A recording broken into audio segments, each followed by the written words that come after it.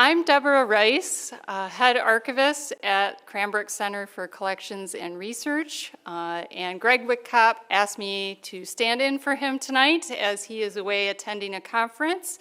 So it is my distinct pleasure to welcome you all to the fifth and final week of the lecture series this year.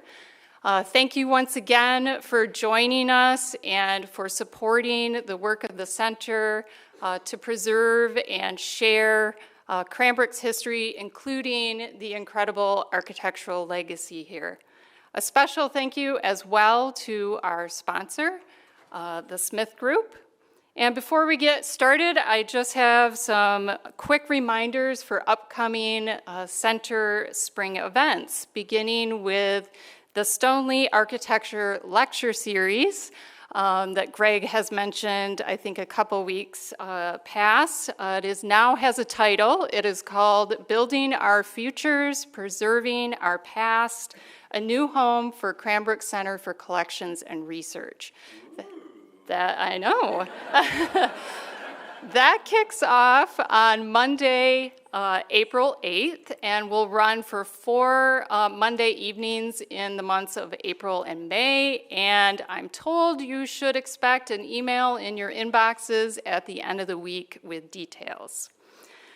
We also have a day away with Sadafumi Uchiyama, Portland's Chinese and Japanese Gardens. So this takes place Saturday, April 13th in Portland, Oregon, so if you happen to be out there. And features private tours with the designer for Cranbrook's Japanese Garden master plan. And there are still tickets available, but just know that space is limited. And finally, last but not least, a house party at Cranbrook, celebrating the legacy of music. This is the center's annual gala fundraiser, which will take place this year at Thornley House, which was designed by Henry Scripps Booth, son of Cranbrook's founders and student of Eliel Saarinen's at the University of Michigan. So please visit the center's website for further information about all 3 events, and we hope that you can join us. So I'm sure you are as eager as I am to explore tonight's lecture topic, and expertly guiding us once again, center curator and architectural historian Kevin Atkinson.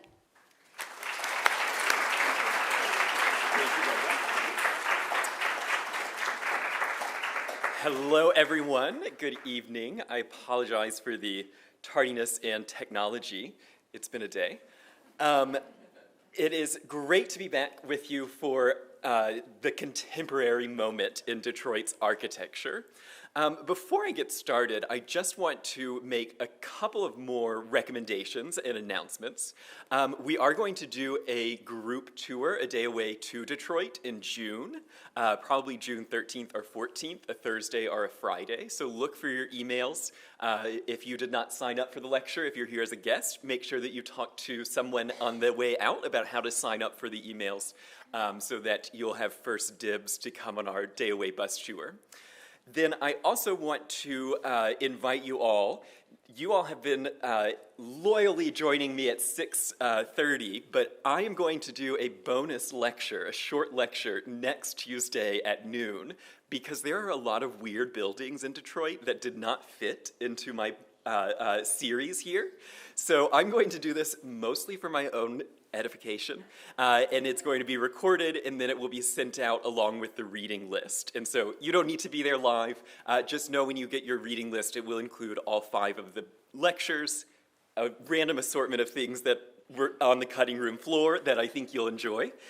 And then I really want to recommend that you actually go and check out the books, the source material that I have used for this lecture series.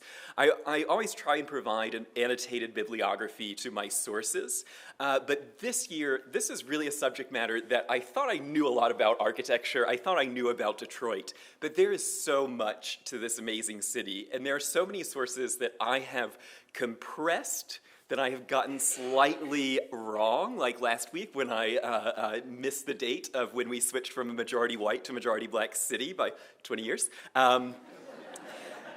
And so I encourage you, if you heard something that I said that intrigued you, or if you heard something that I argued that you disagree with, look at the reading list and check out some of these books from the library, order them on, not Amazon, and sort of go back to the scholars who have spent a lot more time and a lot more data and a lot more research and writing than I have, because I could not do this lecture series without all of those people who came before me, and I think that you'll enjoy going to the primary sources as well. So look forward to that in your emails, and then tonight we have a lot to cover and only one tiny mouse to cover it with. We will be talking about Detroit from the Coleman Young years through to today, and thinking about all of the ways that Detroit had this amazing start in the 20th century, this moment where we shaped how the world consumed goods, how capitalism was going to take shape in an architectural way in the 20th and 21st century. We also were the arsenal of democracy. We won the war. And then we began to decline, and we really went off a cliff. And we begin to represent, I think, all of our sort of fears of late capitalism. We begin to represent at a very heightened and potent state is this all going away? Are we losing it all? And I think that there's a sort of terror to the Detroit landscape of the ruin, and I'll talk more about that as we get to some of the images. At the same time, Detroit is a great place, and it always has been. And I think that when you go out into the city, you find people who love this place. And one of those legends of Detroit, of course, was Grace Lee Boggs, who wrote, "I feel sorry for people who are not living in Detroit." And I've clipped this pretty short, but in the great activist, fighter for racial justice, fighter for environmental justice, in Boggs's own sort of longer quote, "I feel sorry for people who are not living in Detroit. Detroit gives a sense of epics of civilization in a way that you don't get in a city like New York. It's obvious by looking at Detroit that what was doesn't work. People are always striving for size. People are aware that they cannot continue in the same old way, but are mobilized because they cannot imagine an alternative." And I think that a lot of the architects that we're going to look at tonight are imagining an alternative. And remember our quote from the first week, "Detroit is just America with the volume turned all the way up." Now, much like last year with Frank Lloyd Wright, where I thought the last 15 years of his career, that's one lecture, tonight we should go back to a 6-part series. So I won't spend too much time rehashing where we've been, but there is this moment of Detroit increasing its population 400%, increasing its productivity, becoming the 4th largest city in America, building some of the best Art Deco skyscrapers in the country, creating the world's first highways, the first sort of mass networks of automobile transportation, building factories that will shape how we still make objects to this day, and at the same time having a sense that the shape of the city is unlike any other conventional urban form. That at the height of Detroit's population, the height of its industrial might, you have blocks that look like this, that are just kind of, where is the city? Where's the edge? Where do we define what it means to be in the city? And then, of course, this deeply sort of sprawling city, this city that is made up mostly of individual houses, has become one that is made up of a lot of empty land, that is made up of a lot of landscape and structures that are removed, structures that are fallen into disuse. And the sort of extraordinarily strange quality of being in a major metropolitan area and having a feeling of being utterly alone that you can find too frequently in the city of Detroit. And I think many of you will be familiar with this graphic sort of Noli plan showing in black, the built form, in white, the empty space. In 1916, mostly streets. 1950, we're seeing the panic of parking, and you're seeing the city begin to be carved up for more parking spots. 1960, the very start of urban renewal and assembling larger blocks on which to construct in the downtown. And then by 1994, this real sort of spotchiness that you begin to lose where exactly the streets are. The buildings are less defining of the actual urban form. And I think that if we could ask Mr. Pluntz to continue this drawing, it really has only gotten more dramatic. We have lost the identifiable shape of a city. But let us always remember that in Detroit, life is worth living. A quote that we got at the turn of the century that is sort of amazing because it was an optimistic quote at the beginning and then fits through every mood of Detroit. And Detroit right now is hot, and it's not just because of Motown and techno, because of the auto industry, it's because of the idea of Detroit. We are going through a moment of intense globalization in all fields, in all industries, in all consumerism. I'm wearing a jacket from eBay by a Spanish designer that was founded in New York's sample sale. I mean, we are in an interconnected world in which all places begin to sort of seem the same. And so what is it that makes us unique? And it's an idea in many ways. There is an idea of Detroit that has become desirable, that has become marketable. It's why we have major fashion brands having their fashion shows here and not New York. It's why when I was in Canterbury, England last winter, I walked into a Detroit pizza place, and it said, "Fist up for Detroit" in neon, in a UNESCO World Heritage Site from 1550. Totally bizarre, but totally part of this popular global appeal of the Detroit brand. But is that brand, do you enjoy the sort of pizza more because of the decay, because of the kind of ruin? I don't know.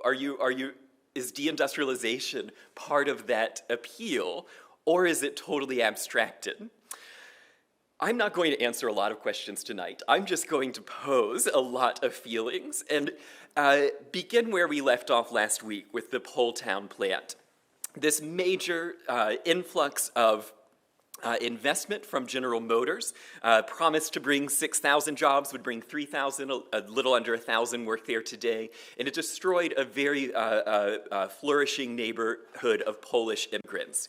Here we see a resident praying at the former site of her church, and then we see the anger that many Detroiters felt in Poletown as another resident smashes an Oldsmobile window in front of the city. To be on the ground in this moment in the 80s, I think there was a lot of angst. There was a lot of feeling of how does this city continue? Where do we go from here? And yet in the business community, we see the complete faith in Detroit through cinema. And again, I'll include these YouTube links when I send out the reading list. I'm grateful to the Detroit, the archives, the main Detroit History Museum archives for digitizing all these films. It begins, Detroit means business, and it shows, these glamorous views of cars cresting over the hill. We have downtown in the background, and then we begin getting, awesome facts of the industry. It's strong. We are making more potato chips than any place in America in the first 30 seconds of the film. And then it starts showing off, what is new Detroit, the Renaissance Center, the City in the City by John Portman, this faith in suburban business in downtown. It shows this sort of crazy mall, bar, shopping interior volumes of the Renaissance Center, and then it begins to show the city expanding, how they're conglomerating or sort of marketing land in new areas. If you bring a business here, we will clear out all of these lots and give you a place in the new center commons. Or go to Troy, go to the Kmart headquarters. It's a great place for business. The Poletown plant with its sign and showing the new sort of future of automation in the auto industry right here making Cadillacs.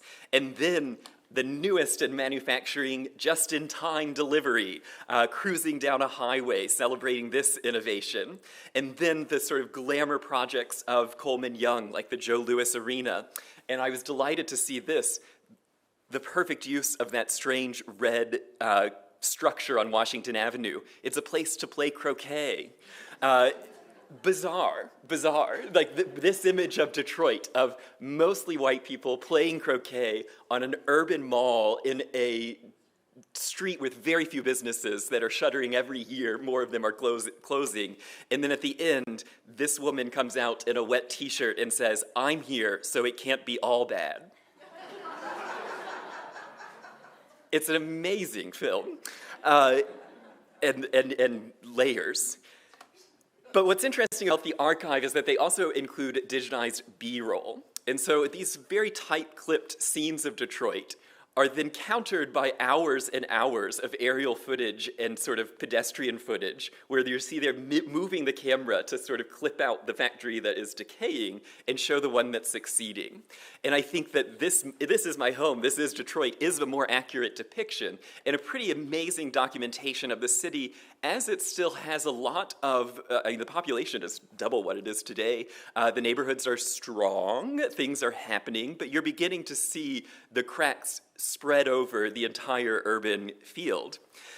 And Coleman Young, for all the sort of good that he did downtown, was really focused on these sort of larger projects like Joe Louis Arena, which completes or extends the Civic Center idea to the west, but has this gruesome sort of pedestrian gift. So it's right on the riverfront, and who really wants to be outside? I mean, it is not a great downtown addition.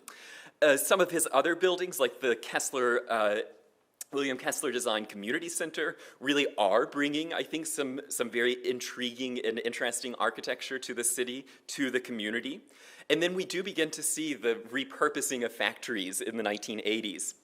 Here, the Park Davis Pharmacy had closed, leaving 26 original buildings from 1891 to 1955, buildings by Donaldson and Meyer, Albert Kahn, Smith, Hinchman, and Grills, all of it reconceptualized by this sort of hotshot New Yorker, James Polshek, who does this amazing clock tower and fountain. And then you're putting a huge fence around the complex. There probably already was one there, but you are driving into your new city living. I mean, this thing is secure. And you can even drive into a parking structure by Cranbrook grad Louis Redstone and then walk up to the penthouse apartments on top of the parking structure, which is just that wonderful Detroit ability to have your car very close at hand. And it really is a sort of fortress of regeneration. And these are not affordable housing. I saw one of the riverfronting apartments just sold for something like $1.9 million. This is a very successful, very beautiful business, but what engagement does it really have with the community around it?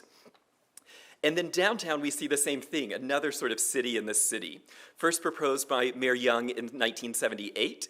It opens in 1985 as 2 city blocks with two retail atriums, a people mover station that goes straight through the building, 20-story courtyard Marriott with 250 rooms, 30,000 square feet of retail space, 100,000 square feet of office space, a 33-story apartment building, and 1,850 parking spots. And if you go today, it has the world's first dual Applebee's IHOP. It really has everything. And the style of it is pretty safe. I mean, safe aesthetically, safe visually, safe to the pedestrian who sees nothing but the sort of base of the parking structure. And it's designed by Detroit's very significant black architecture firm, Sims-Varner. Howard Sims was born in Detroit. He had studied at Northwestern High School, then went into the Navy, then got dual degrees at the University of Michigan. He opened his architecture firm in 1964 in Ann Arbor, moved it to Detroit in 1968. And he really helped to write some of Michigan's first building codes, and then he also began establishing scholarships for young black students to study architecture. He's kind of a legend in the field. His partner, Harold Varner, joined the firm in 1973, and he had attended Cass Tech and Lawrence Tech. And he was involved in the National Committee on Housing, and he tried to reform HUD and its housing subsidies. So you can see here, I mean, there's not a lot of black architects today. There's precious few in Detroit in the 80s, and they're fighting to sort of say, you know, hey, maybe the city planning that we're doing, the urban renewal schemes we're doing are not great for the city, and we should be reforming this at a federal level. At the same time, pretty conventional project of the 80s, City in a City. What makes it very unique is the contribution of their partner here, Ezra, Mr. Ezra, who builds the tallest prefabricated building in the world to date. And so he was an architect in California in the 50s, got interested in building systems. How can we take sort of easy with styrofoam in the architect's studio to make these structures and stack them up in different ways? Can we do it with the architecture itself? And it achieves a sort of dream of Detroit, which is the mechanized residence. It is the factory-made house that people thought from the 1920s on, if Henry Ford could do it with the car, we can do it with architecture. Of course, it still hasn't caught on, but Ezra was really a committed explorer of this idea. And here you can see a precast floor system being dropped into place, now a precast wall linking up to it, and buildings all the way from Gabon to Harvard to the Millender Center in downtown Detroit are built with this experimental systems approach. But all of these projects are keeping people basically out of the city that they're trying to revive. They're also trying to get wealth, middle class, upper middle class people, a tax base into the city. And they look like they're trying to keep you sort of cosseted away. But what about the sort of housing crisis that all Detroiters are working class Detroiters are experiencing, especially black Detroiters? Well, we begin to see in the 90s a different type of low-income housing. It is following the sort of tenets of new urbanism, this idea that our cities were actually great before modern architecture, and we should go back to walkable cities, small-scaled cities, cities with front doors and stoops. It is the legacy of Jane Jacobs, made as a really direct rebuttal to earlier federal housing projects. I could not quite figure out if Medbury Park was a federal housing site, if it was part of Hope 6 or not. But it is part of a wider national movement for lower income housing to, instead of looking like the Henry Horhones in the back, which would be torn down, to begin to look like classic little English garden suburbs. Sort of that idea of Walt Disney's Main Street now for the everyday man. And these have been successful. I mean, new urbanism is infinitely critiquable as a movement, but this is beginning to look a lot like a place that you would want to raise a family, that you want to live, as opposed to those quite cold brick volumes. What's interesting about what Michael Porras writes about in designing this project is that the initial development called for the elimination of everything on the site. Here, you're blocks away from the cultural district, from the DIA, and the developer said, take away these older buildings, these Victorian structures. And Michael Porras said, no, that is actually what makes our traditional buildings more interesting. And also, we should not destroy the factories, because eventually this sort of 90-unit plan is going to expand, and we will go into the Studebaker plant. We'll go into the Ford Pickett plant. Of course, those don't happen, but it is this idea that you can live adjacent to the declining industrial architecture, and eventually we'll get there too. We'll rehab the city one building at a time. Of course, that doesn't happen. That's the sort of struggle of this vision, is that the ruins just get more ruinous. These factories where, in the case of the Studebaker plant, has been closed since the late 20s, we are just going to see more and more closures through the 1980s and 90s. So any industry that's hanging on is leaving, or many industries, and then the huge auto factories are really beginning to experience a shocking state of ruin. And Dora Appel, the Wayne State art historian, who's written extensively about Detroit in the imagination and ruins, she really talks about the fact that you can find this landscape anywhere in the world. You can find this in most cities. There is an industrial park that is not doing great and still standing. And yet only Detroit becomes the sort of key example of this capitalist decline, that Detroit becomes the epicenter of an entire genre of art and exhibition, the sort of ruin porn phenomenon.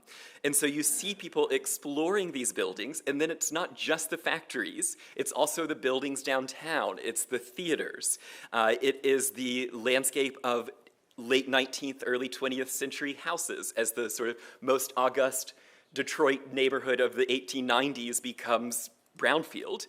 It is the apartment buildings, it's arson makes it even more extreme. There is this sort of post-apocalyptic feeling in the factories, in the neighborhoods, and then also in the downtown, as many tall buildings are sort of abandoned and the windows get knocked out, graffiti comes in, and you have what was once the sort of highlight of American hotels.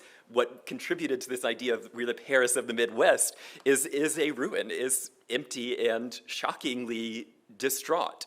Or the Jewelers Building, with its sort of giant Superfund site of all of the chemicals that jewelers would use, now leaching out into the environment.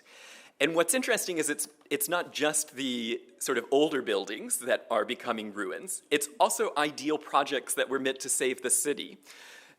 Glenn Paulson was an architect who had studied with Eliel Saarinen, worked with Eero Saarinen. At the time he designed this school, was president of Cranbrook Academy of Art. He was a national figure and thinker on educational architecture. He designed buildings at UD Mercy. He designed a lot of experimental schools, including the Roper Domes over on Woodward.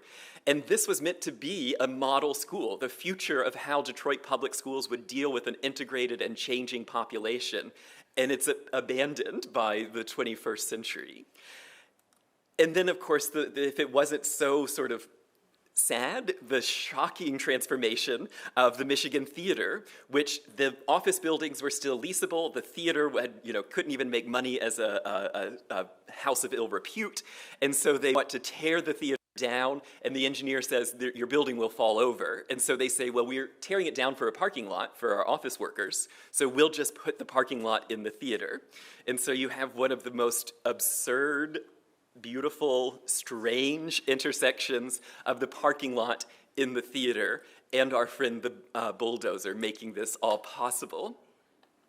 And the sort of most iconic of Detroit ruins, the Michigan Central Station, designed by the same architects who'd done Grand Central in New York, it becomes this real potent image of Detroit's decline.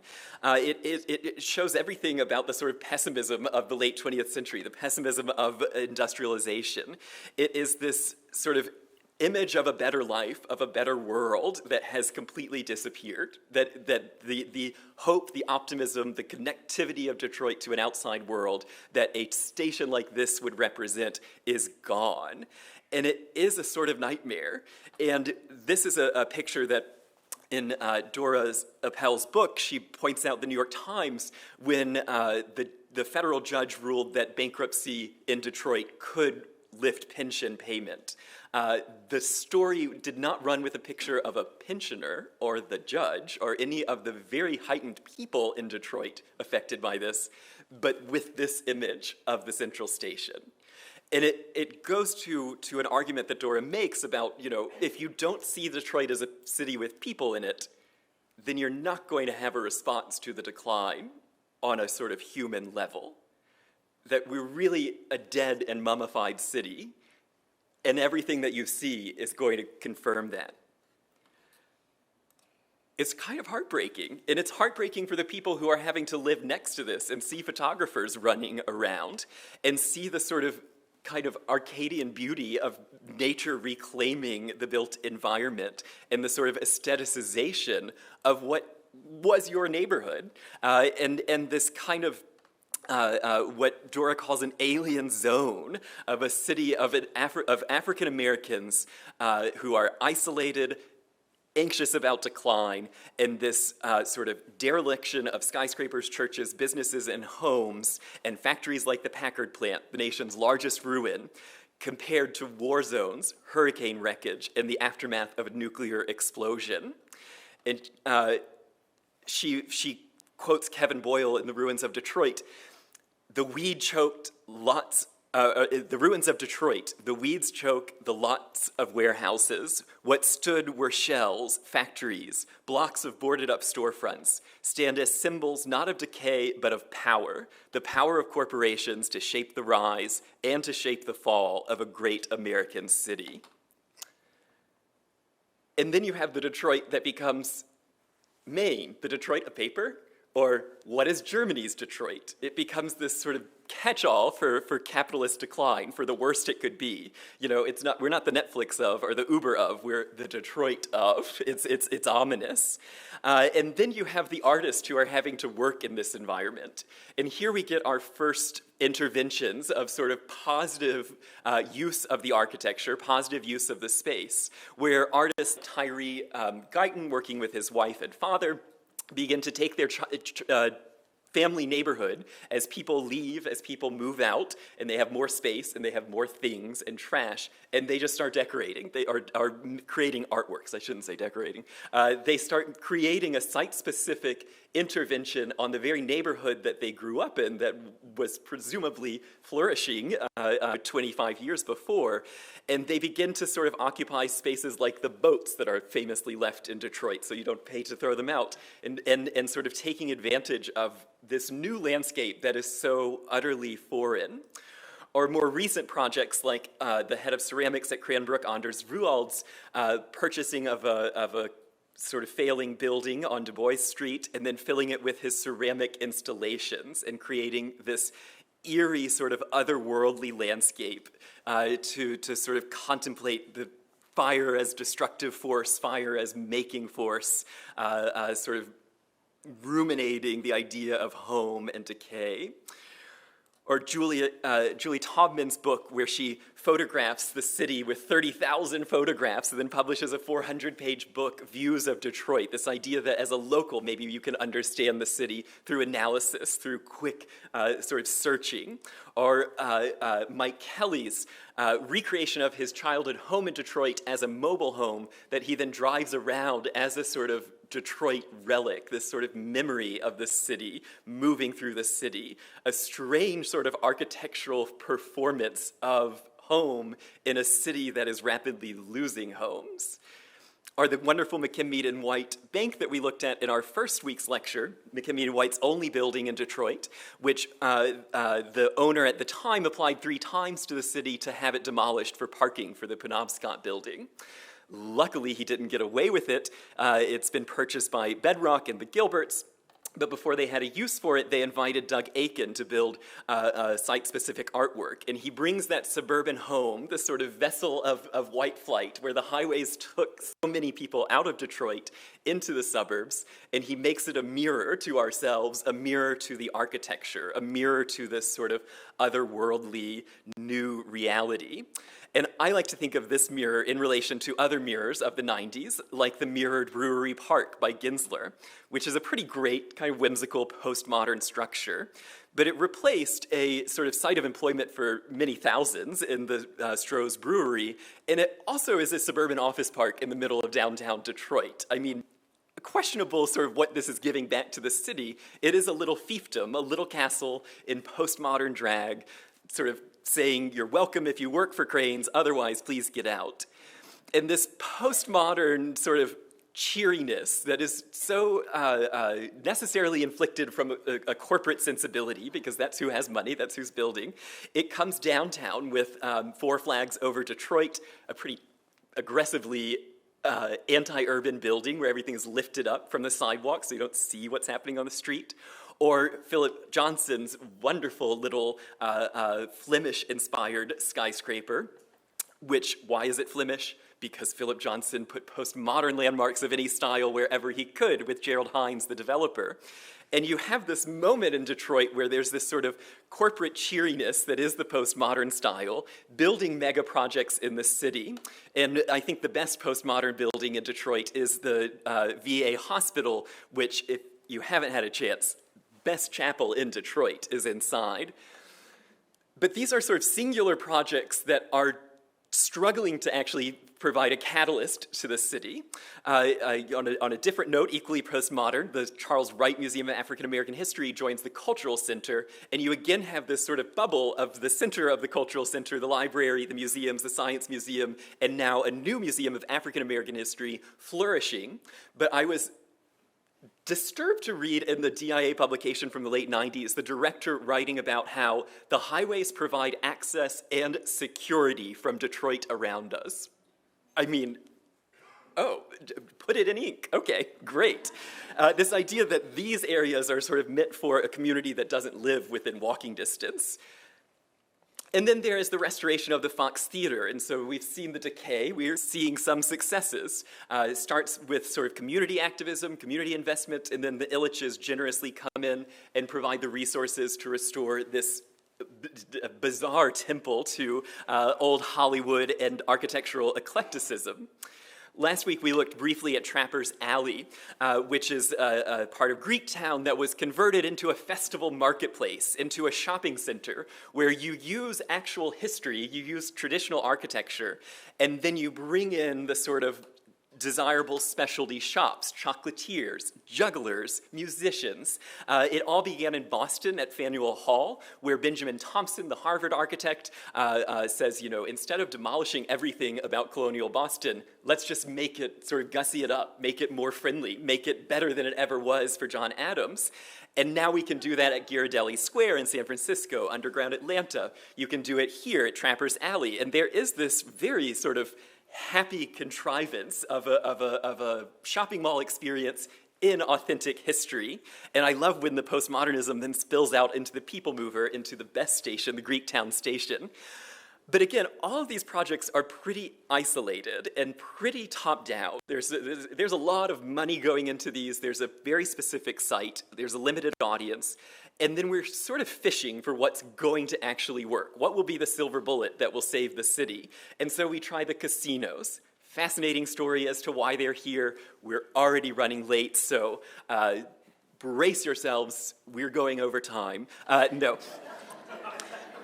I will not get into why Detroit has casinos, but let's just say they were not the silver bullet to our success, and I think that we are all very lucky that Macintosh Porras, the Birmingham architecture firm, did not have their very elegant proposal of rebuilding Washington Boulevard, building yet another square in Detroit, all centered around the whims of the casino industry. Instead, the casinos open in repurposed buildings, and I think actually very beautiful and very successful reuse of a much-loved warehouse building was the first Motor City Casino, where for almost 100 years you had the delicious scent of Wonder Bread wafting across Detroit out of a really beautiful factory. I presume is using the Kahn Truss system, but from a German immigrant architect. The building has closed, it will decay, it is saved by the casino, who, in the tenuous nature of will this legally be allowed to remain and will it work, is doing very light sort of infrastructure, very light changes of adding the sign there. But the Motor City Casino, one of the three, is funded by Olympia Development and the Ilitch family, who really have a much grander idea than their Fox or the casino, which is moving the ball stadium, moving the Tigers into a new home. Now, the Tigers had played in one home from 1911 all the way up until 2000. Like many Major League Baseball teams, the stadium had sort of accreted over time. It was not particularly architecturally interesting, but as a spatial experience, as an urban experience, and as a sort of holder of history and noise and fun, it was sort of right up there with Wrigley Field and Yankee Stadium. But the world was moving beyond these historic stadiums. They were moving beyond the UFOs of the 60s. And instead, we needed to have a stadium that looked old but wasn't old. And everything is sort of changing because of one little project in Baltimore, led by HOK, that will become HOK Sport, now Populous, the world's largest stadium builders. They revolutionized the history of athletics and urban development in this country when they built at Camden Yards. It was a sort of declining part of the Baltimore harbor, and there was this amazing historic factory that was landmarked. They could not change it, and the baseball stadium would not fit. And so they just make the factory the outfield. And that move is so similar to how you would have had a baseball stadium in 1890, 1910. You know, the Fenway Park is short because that's where the property stopped. But by the 90s was a radical commitment to the sort of rules of baseball not demanding a shape, and the rules of architecture saying, hey, maybe we can look like the past. Maybe it can be 1992 instead of 1892, but it still have the sort of urbanity, the nostalgia, the contributions to a neighborhood, and the fitting into the city that the buildings of the past do. You know, we don't need a spaceship like so many county stadiums were, the Dodgers in LA. And this, suddenly every baseball team needs it, whether you have history or not. In the case of Denver, you do have a pretty amazing factory that is rehabbed. In Detroit, the birthplace of the factory, we will choose instead to demolish historic structures, roll some out of the way, and to get our historic feeling stadium. And it does have all the amenities that you need for modern consumer sports. It has the suites, it has the dugouts, it has the loading docks, it has the kid areas, it has the restaurants, the bars, and it has these amazing lions and Pewabic pottery tiles. And when the development finishes, I think that it can compellingly compete with the best of the sort of Camden Yards, these historicizing stadiums, where in the Ilitch vision, it will go from the stadium as into a city. It will be like the older stadium, better. And so in these initial models of the project, you see how the stadium is actually becoming nestled into a reconstructed city. And so you have Foxtown or Tigertown, depending on the year, sort of creating new linkages. You see the passageway that's going to connect the front of the stadium to the front of the Fox Theater. They are restoring the sort of grid of buildings, the edge of Woodward Avenue, and then building the stadium so it begins to have a very beautiful, elegant connection into the Grand Circus Park. This is what every stadium sort of aspired to achieve, but here in Detroit, we would need to build that context. And in this sort of new urbanist belief, why not? Anything is better than the sort of last half century of modernist facilities like the 100 and some odd acres of parking that were the context of the Silver Dome. And the Silver Dome, you know, the question is, are you still the Detroit Lions if you're in Pontiac? But it is this sort of monument to modern infrastructure, to a systems approach to planning, sort of optimize traffic in and out, optimize people in and out, optimize views. At the same time, it is becoming dated, and it's really far away from the city of Detroit, and other stadiums are moving into the heart of Detroit. And so we'll see that the Silver Dome has met its end against its will. If you remember when they tried to implode it, it didn't fall. And I loved getting the Facebook invitation, bring a fan and come to the Silver Dome. We'll blow it over. But instead, the Lions come back down. We see the Ford Field slipping into the city. We see Comerica Park joining the city, a real vision of a belief that could renew the city. Ford Field is bigger than Comerica Park, and so the field becomes buried in the city. And what is really interesting is what's on the right of this section cut, which is the Hudson's warehouse. And this was the sort of storehouse, the workhorse that provided for the Hudsons on Woodward Avenue, not a historic landmark, but out of respect, out of this idea that new urbanism is bringing athletic facilities naturally into the city fabric.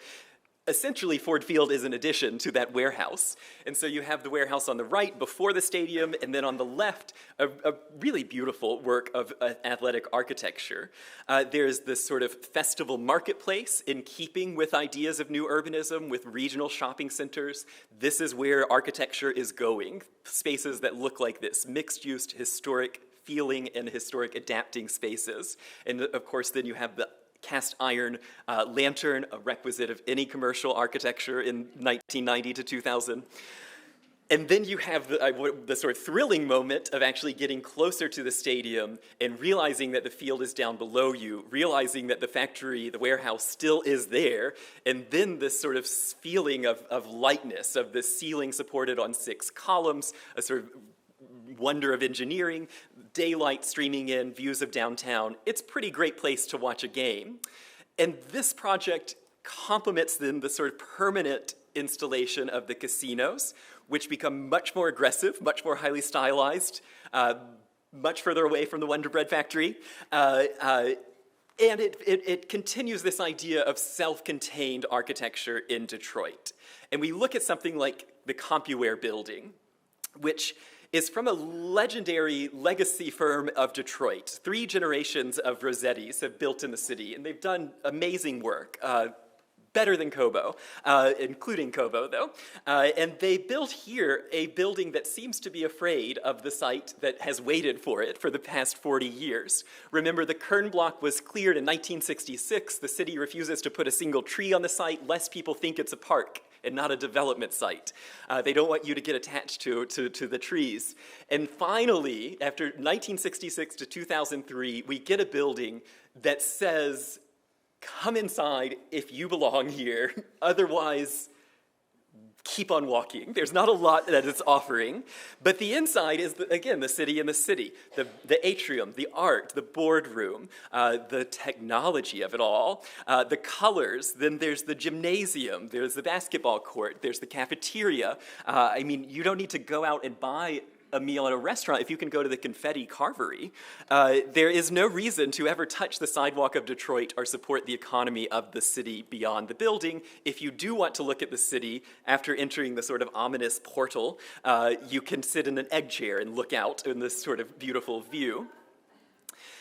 And what were you going to go to in the city anyways? Hudson's had already closed and been torn down. And with Hudson's sort of demolition, all of these sort of mega projects of the 90s and 2000s, bringing an architecture that is incredibly suburban in both its aesthetic, its sort of purpose, in its interiority. We see that, Hudson's, which launched them all with Northland, has now fully brought Detroit to the city. And the historian at the University of Michigan, Robert Fishman, calls Big Beaver Road modern Detroit. This is the linear city. The city of Detroit is now 16 miles outside of Detroit. And this is where corporations, this is where the government, this is where sort of everything that you need, shopping, retail, jobs, have all moved to Big Beaver Road. It is a center of technology, a center of brains, it's a center of money and finance, and it is a landscape that is fully car-driven in these sort of mid-rise structures. And it is pretty hard to get there if you don't have a car, if you don't have a job there. It is an inversion of the city, and now instead of having business downtown, we only have the working class downtown. Instead of having the sort of ability for an immigrant to come to a city, find a job in the periphery of the city, and return to the city, we now have a city that is no longer there, that the sort of much of its economic and brain activity is happening on this happy road in Troy, Michigan. And it comes to its sort of dramatic crescendo with the Kmart headquarters by Smith, Hinchman, and Grills, and then the sort of apotheosis of Big Beaver is Somerset Collection, one of the most profitable malls in America by square footage, themed after Cranbrook and Saarinen House. It is a temple to commerce. It is fun. I enjoy it. I love shopping. I love Somerset. I mean, it's a great mall. Believe me, after living in Delaware, anything's better than Christiana. But why is this our downtown? Because you can't take pictures here, you can't have a protest here, you can't have a fair amount of behaviors that teenagers are wont to do, like being loud and cutting up here. It is a very controlled public environment that traditionally would be a city street. And here we have something totally new, a sort of new vision of the city. And it's a very quick change that this happened. I mean, look at Big Beaver in 1914, look at Detroit, and then you have the reversal. We have this opposite.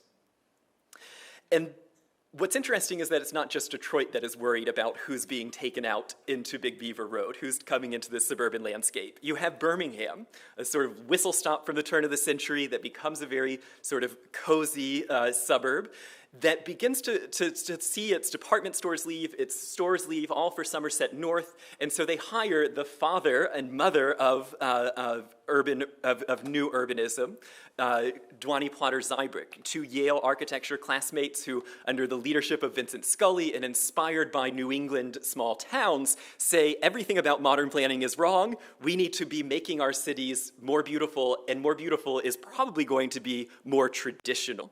So the city begins to add medians into Woodward. It begins to add traffic calming measures. It suggests, on the left, prohibited modernism, on the right, sort of a friendly facade with overhangs, and it regulates the city's development towards a pedestrian-friendly, towards a density, and it also includes the most revolutionary zoning code of any city in America at the time, the second city to ever adopt a sort of zoning code that doesn't regulate commercial and residential spaces. Instead, it is this Jane Jacobs model of if it's not loud, if it's not smelly, and it should be there, it can be there. The more you have going on, the better. The more things that are actively contributing to the city.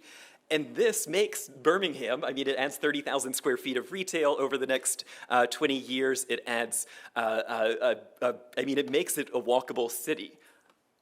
How this PowerPoint gets my little laser pointer stuck here is beyond me, but it is very annoying. And so the success of bringing new urbanism to an actual city provides a model, provides a way forward. Here we see the Gibbs Group and Dwani Plotter-Zybrick suggesting, the new Kroger should look across at this sort of gateway into Birmingham. You should make your streetlights more beautiful. When you have a chance, you should make buildings smaller. And then you should fill in where there aren't buildings. You should establish that street grid. And they are bringing into Birmingham to compete with Somerset, to compete with Detroit, the successes of their planned communities, like Seaside, Florida, which is the sort of birth of new urbanism. This is where individual New York architects go down and design vacation homes that are all looking at the past. It is the flourishing of postmodernism without the irony. It's just the past was actually good. You don't have to like it ironically. You can just want a porch. It is this sort of releasing of the modernist stranglehold, this idea of a machine for living, the idea of the zeitgeist. Why not have an entire village in a swamp in the middle of Florida, designed by Robert A.M. Stern, funded by Disney? This is the new dream. And what's interesting is that new urbanism becomes the dominant strain of planning for the next, until today. And so it comes everywhere, including right back to Bloomfield Hills, Bloomfield Township, a project that was going to bring onto Telegraph Road, where the Menards is now, sort of 10-story structures, 3,000 workers, 1,000 people living on two small lakes. The lots are cobbled together.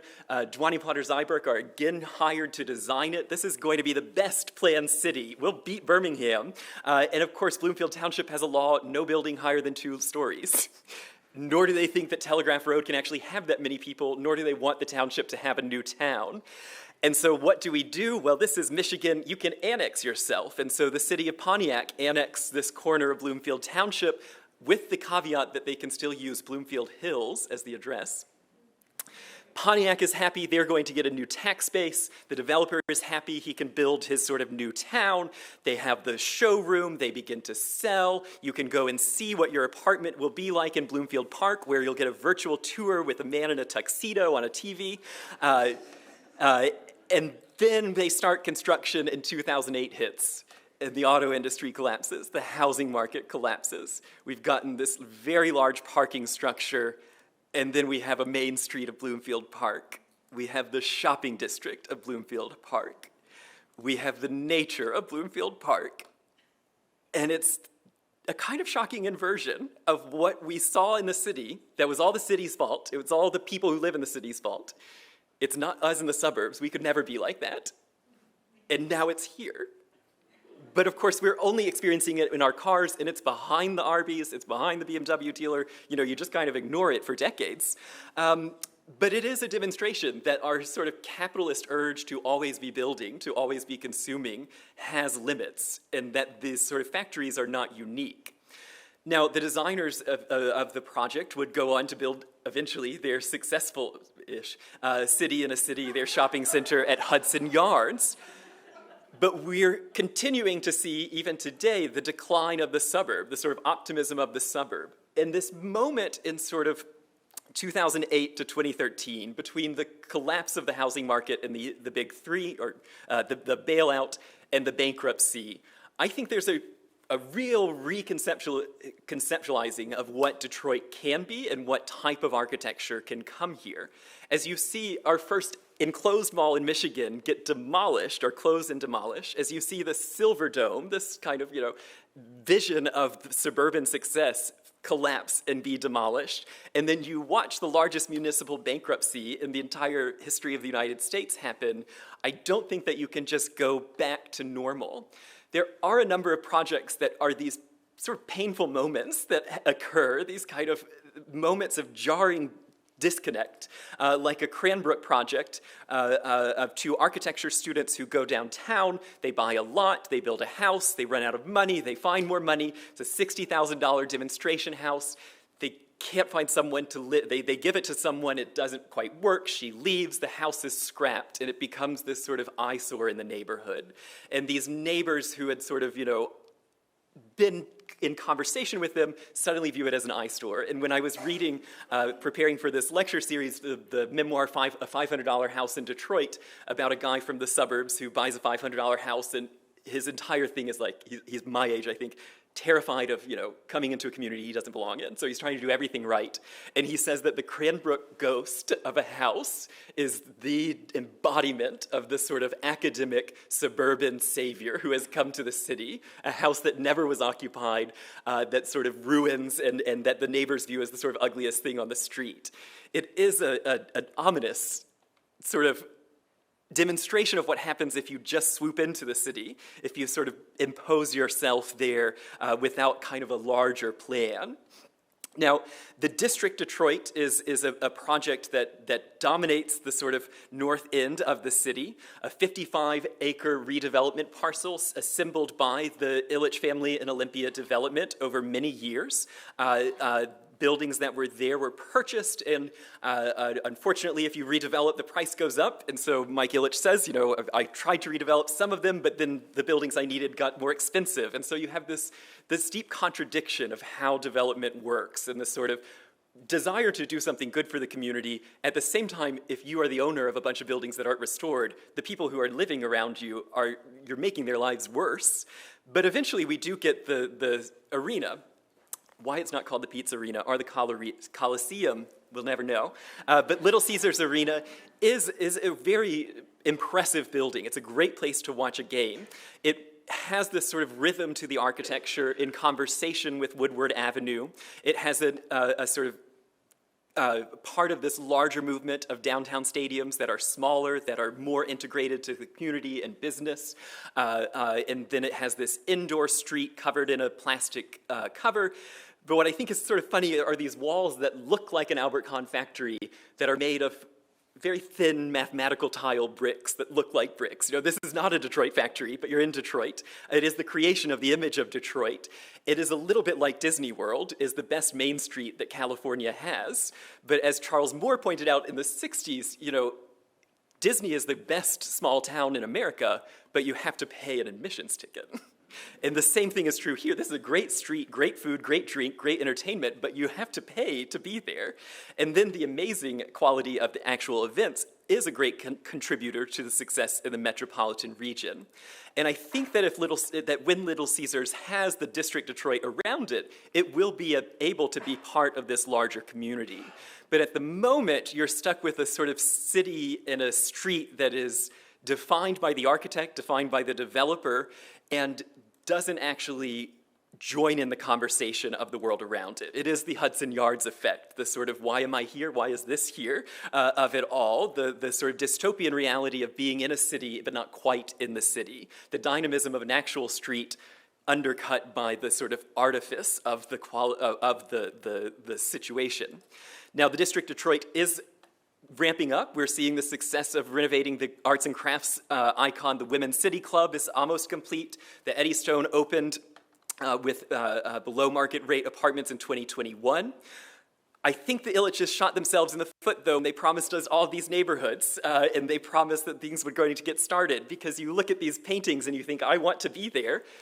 Then you look a little closer and you're like, is this every mall in every suburb of America? I think maybe you don't want to be there, but either way, there's not a there there. It is a very slow-moving process to develop anything, and it's just taking time. Now, what we are getting is great. I love the Mike Ilitch School of Business. I love this sort of classrooms overlooking Woodward, really a great contributor to the larger Woodward block.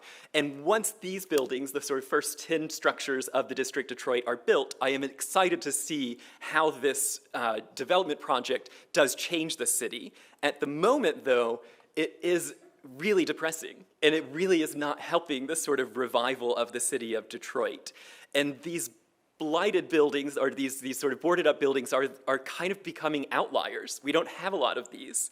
And so as you look at sort of situations that, all of the sort of neighborhood activists in the 2000s, I read so many blogs to prepare for this lecture, are just really disappointed to see this kind of decay that happens if development is taking so long. And so you have these works of architecture that all in 1 week in 2009 are gone within a week, and this sort of destruction of Detroit happening downtown, happening everywhere. And so this is bigger than the District of Detroit, bigger than any one developer. We're seeing a lot of good buildings in this moment of bankruptcy that just disappear, and really cool works of architecture that contribute to the feeling of a city, that contribute to why you would want to be in a city, going away. We're also seeing very painful architecture that was never good going away, like the Brewster Douglas houses, good riddance there. But then we're seeing buildings that, if they were here right now, would be an amazing office building, hotel, apartment project. But instead, it's gone, and you just can't get back history. You cannot get back the buildings that aren't there. And I loved the Faded Detroit blog, their sort of witty and humorous critique of what's happening in Detroit. It's always easy when you don't have a lot of money and you don't have a lot of input in these development projects to critique what's happening around you. But they talk about the movie industry that makes 5 films here before we realize it's probably not going to happen. North Korea edging out China because the Chinese censors have said all these banners have to go.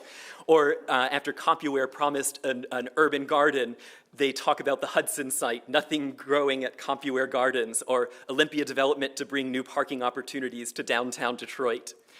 Or Slumpy's Dead, after the slow collapse of Brush Park's William Livingston House. Or Detroit, a series of tubes, which is a takedown of this idea of continuously connecting these developments with skywalks and underground passageways.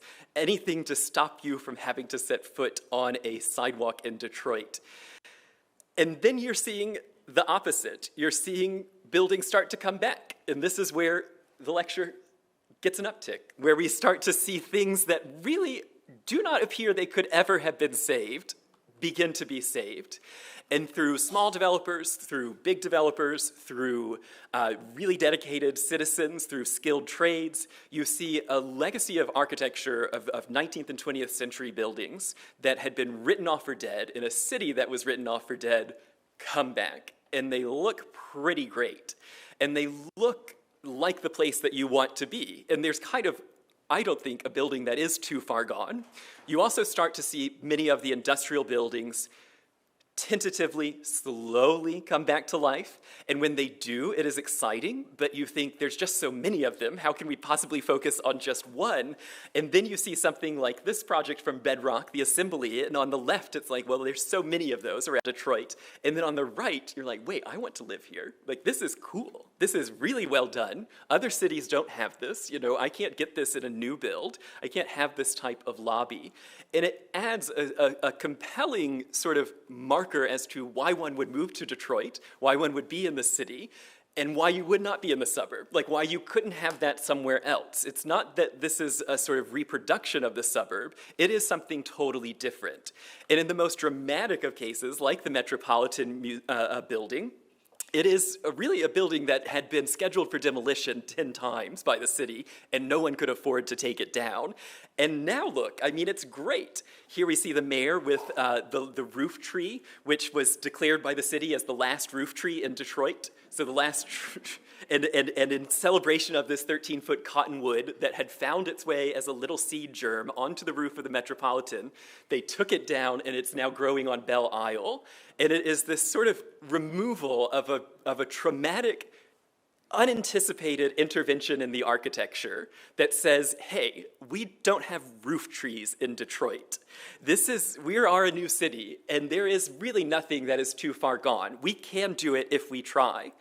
And these before and afters are just, I mean, kind of mind-blowing. And as someone who got here pretty late in this process in 2016, I look at a building like this, I say, Daniel Burnham, he's great. He's the best architect of Chicago. How great we have 4 buildings by him in Detroit.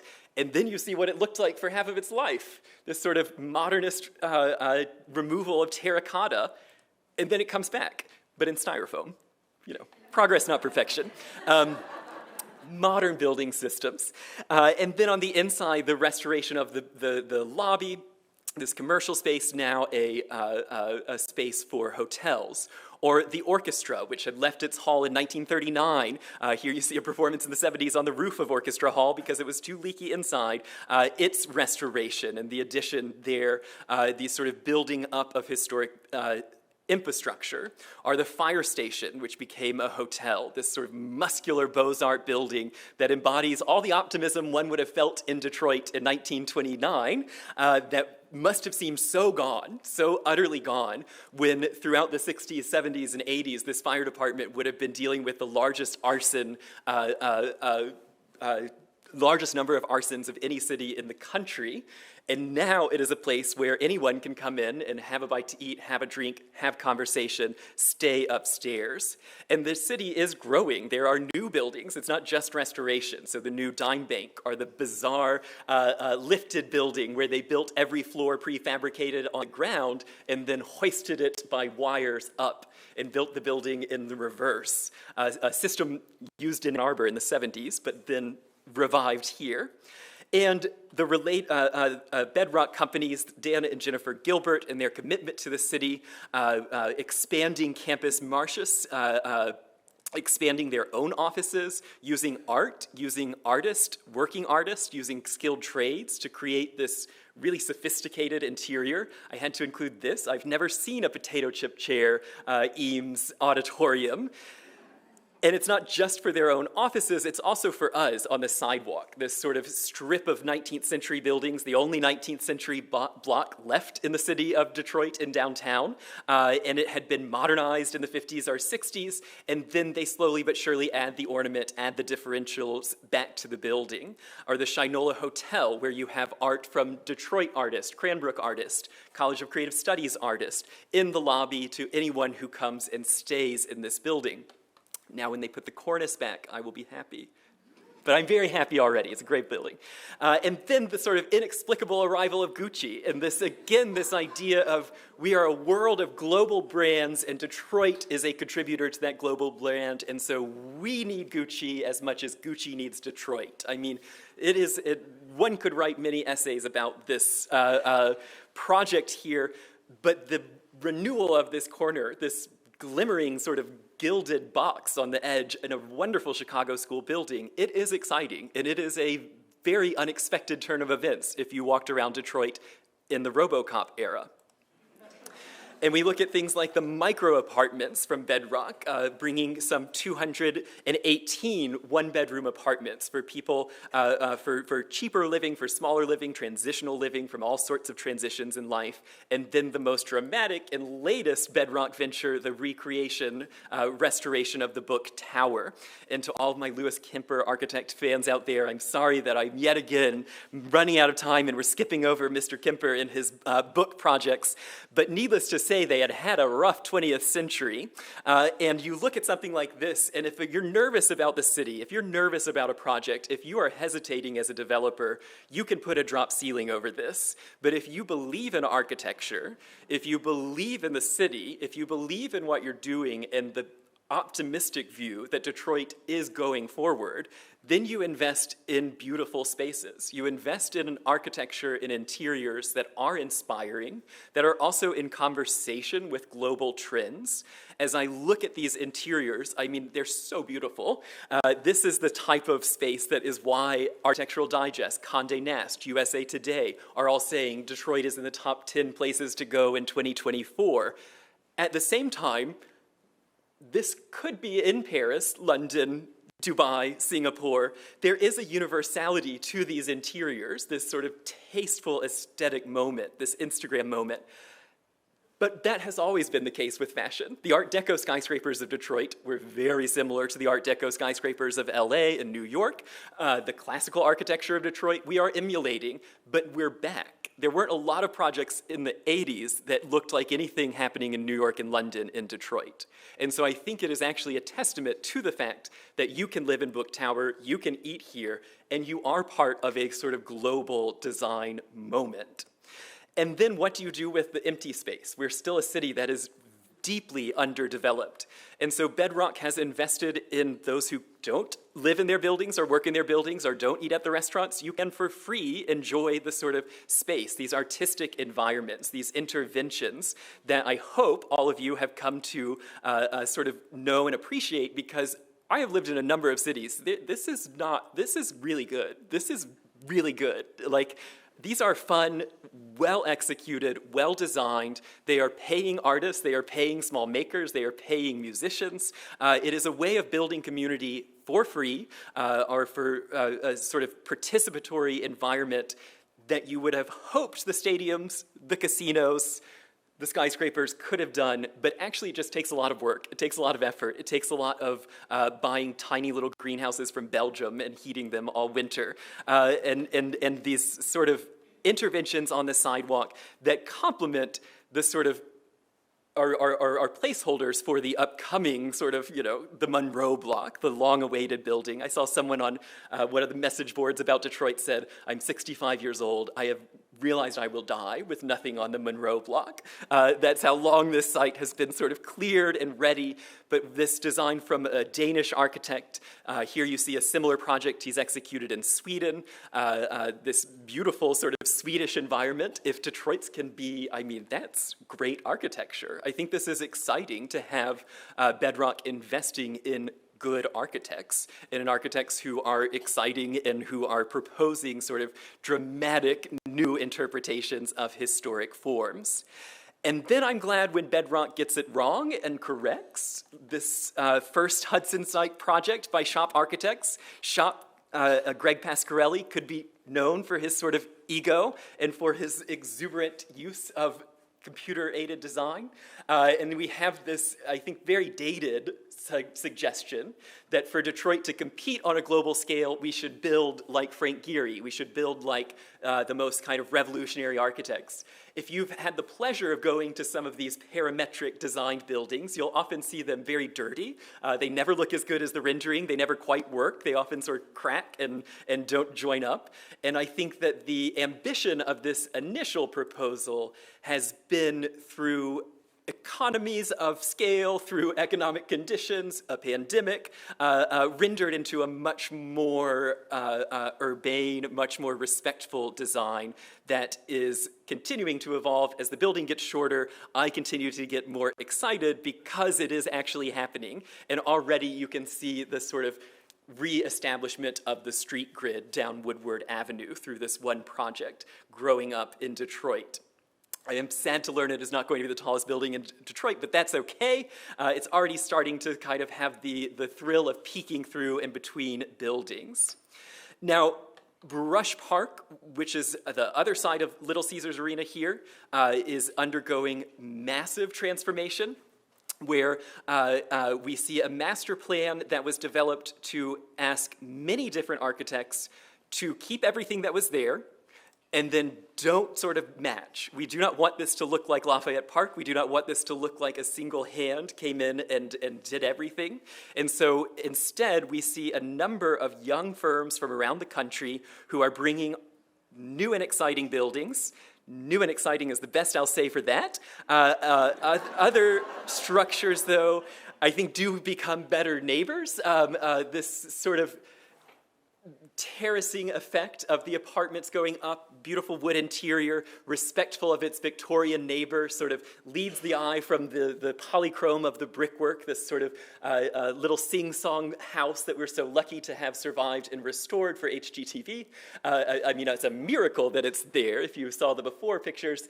And then a sort of zoom from 2022 to the Reinvention, the great icon of modern Detroit. It becomes a visual statement. It becomes a conversation across generations, across time, through architecture. It is the best of what a city's architecture can be, in my opinion. And then we see the sort of introduction of market rate houses. We see affordable housing. We see good architecture for both of those. And it becomes difficult to tell what is market rate, what is affordable. And that is, I think, going to help as we have senior housing, as we have then luxury housing, and then accidents happen. I don't know if you believe him. I've been way too long on message boards this week. I don't actually talk in them, but I've been reading them to try and get the sense of the town. And here the developer accidentally knocked down the 19th century stable that was going to be the anchor of the building. And so it's been recreated in Mirage, in the Ghost. But what's interesting is this will also be the largest mass timber structure in Detroit. It will be a net zero apartment building. It is actually quite revolutionary in its environmental and structural systems, while the aesthetic of it is in keeping with these larger trends that we're seeing in mid-rise apartment building. If you ever wanted to live in a dentist office, I mean, may I present to you some of these townhouses? But that's one man's opinion, and the joy of having many different styles of building and many different types of architecture is that you have choice. And a lot of what we've been talking about in our lecture series so far has been about the city, about neighborhoods, about the law, about racially restrictive covenants, about economics and employment opportunities, telling you where to live. You can live here, you cannot live here. You must go move there, you cannot move here. And I think what is exciting about a project like this is that there's a wide variety of choice of size apartments, size of buildings, aesthetics of buildings, neighborhoods.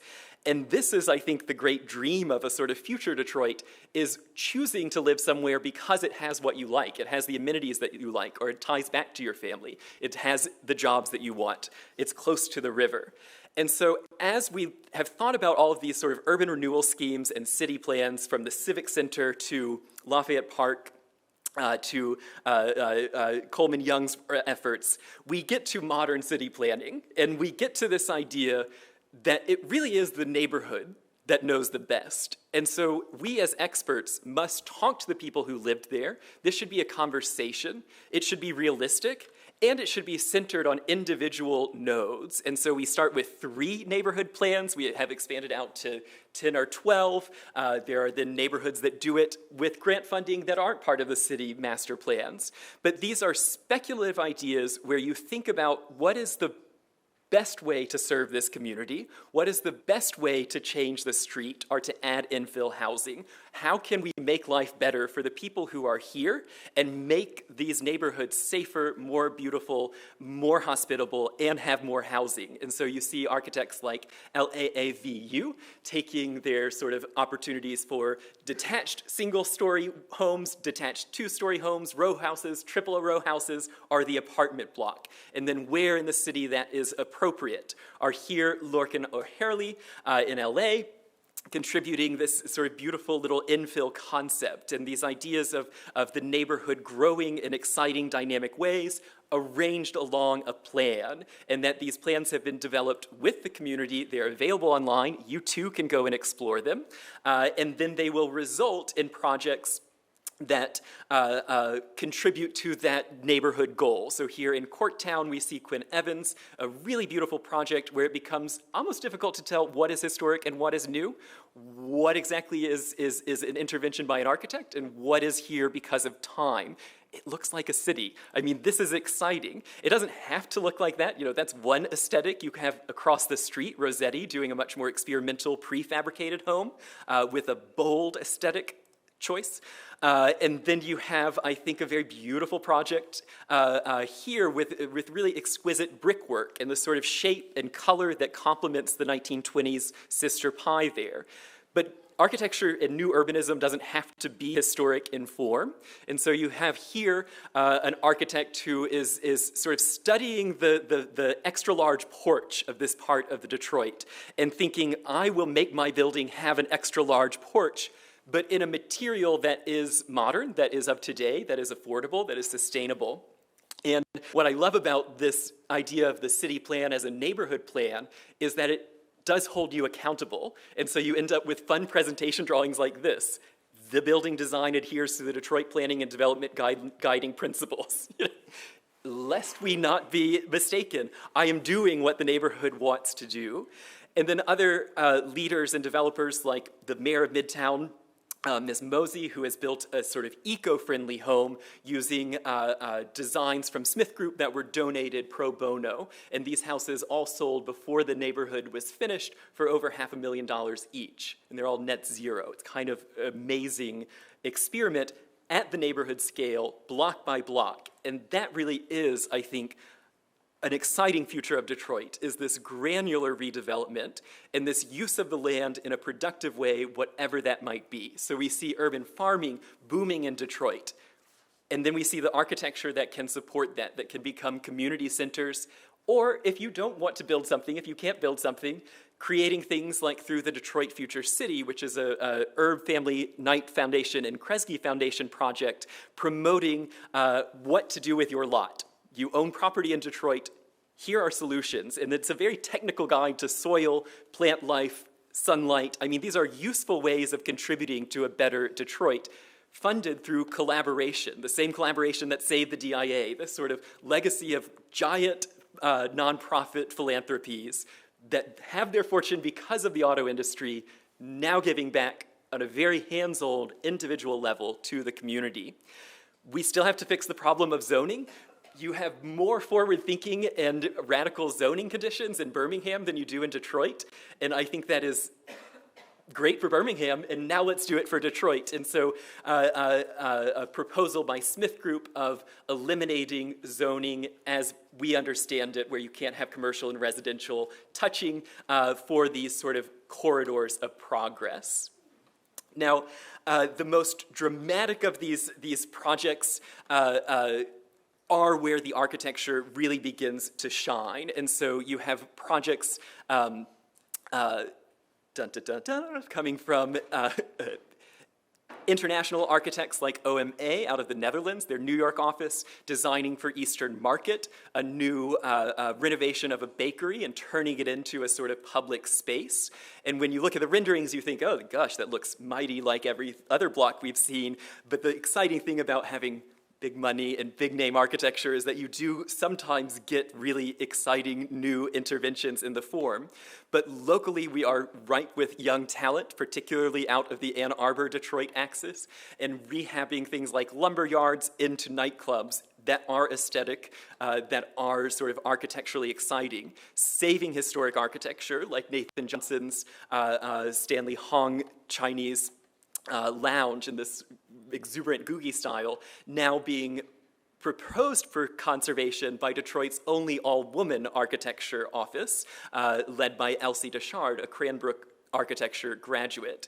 And the sort of desire of a young architect to have projects that are renovation, speculative, not quite funded, and then projects that are things like this 9-part sort of intervention of tiny luxury condos, or here a speculative project where Team out of Ann Arbor, 4 Ann Arbor professors, all under 40, proposing taking all the plastic waste of factories, melting them down, and creating a new architectural language of these sort of inhabitable ant farms in the factories.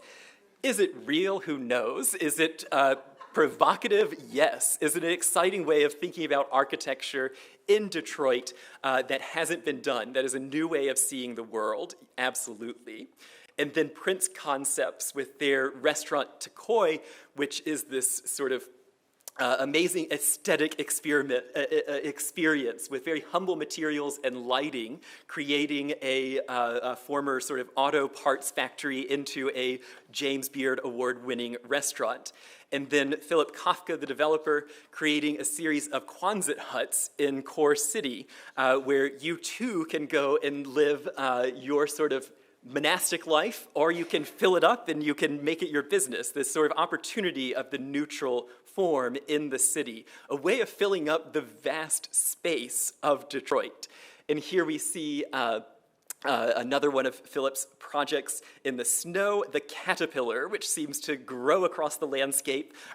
8 units of market rate housing, all of which have these sort of double height spaces with windows.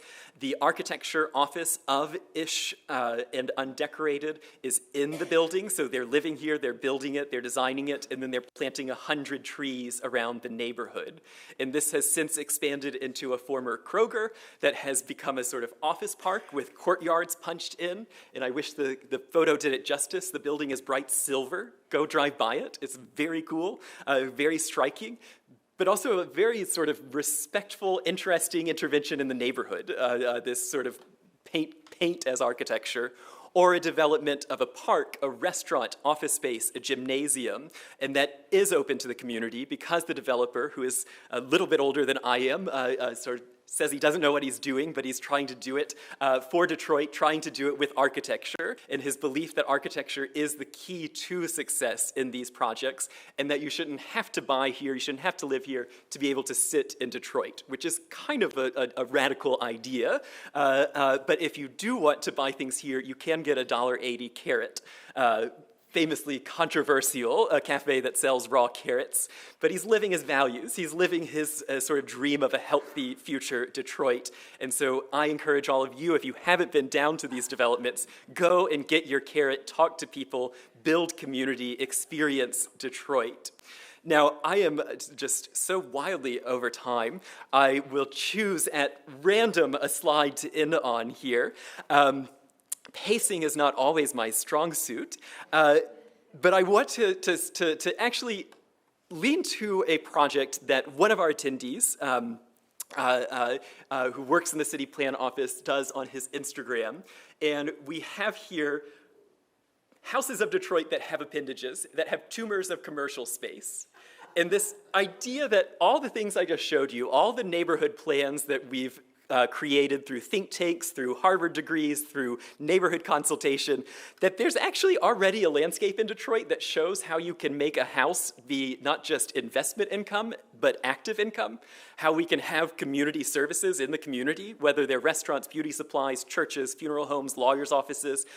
There is a landscape of history, of architecture, of building on to what is there and making it work, of sort of this timber frame houses from the city that gave us more timber frame houses than any other city, and making that be the sort of part of the community that you want to have. That if we would change the zoning, if we would have the opportunity, we could really use what's already here, and it's a gosh darn exciting place to start. And I think that when we look at something like Cass Tech, the great success of Detroit Public Schools, the historic building on the left, the new building by T+E+A+M on the right, and we think of everything that Cass Tech has done for Detroit in auto industry, in architecture, in design, and culture, this is where I think we have to keep going. We have to keep educating people. We have to keep committing to the people who are living in Detroit. We have to believe that sort of these things can be taught, that you can learn how to be a good neighbor, that you can learn how to be a developer, that you can learn taste and aesthetics and good architecture, that these are things that everyone can be a part of. And if we become a city that is educated and focused on making design, sort of like our UNESCO City of Design designation suggests, part of the fabric of Detroit is being an intentional, well-executed architectural place, then I think Detroit has a very, very bright future. I like to imagine someone in Detroit in 1900 waking up in 1930 and being like, what in the world happened? There are millions of people here that weren't here 30 years ago. There are styles that aren't here. There are factories that weren't here.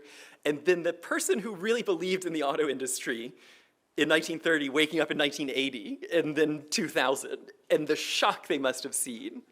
And so when I look at us, when I look at my silly slides here, when I think of what is the future of Detroit, I just will not make any guesses, because in 30 years, who knows what is going to be out there. But I think we're really set up for success. It is an exciting opportunity. We're on the way up, and so read books, go and see things, invest in your community, and thank you all so much for coming to the lecture series.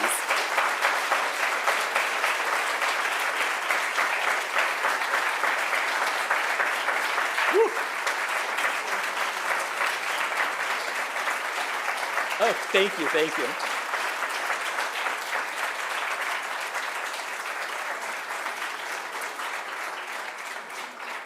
Sorry for going over, everyone, and thank you again for coming, and thank you to all of the scholars, photographers whose work I relied on, and thank you to all of the architects and developers in the audience, and all the descendants of architecture and developers in the audience, too.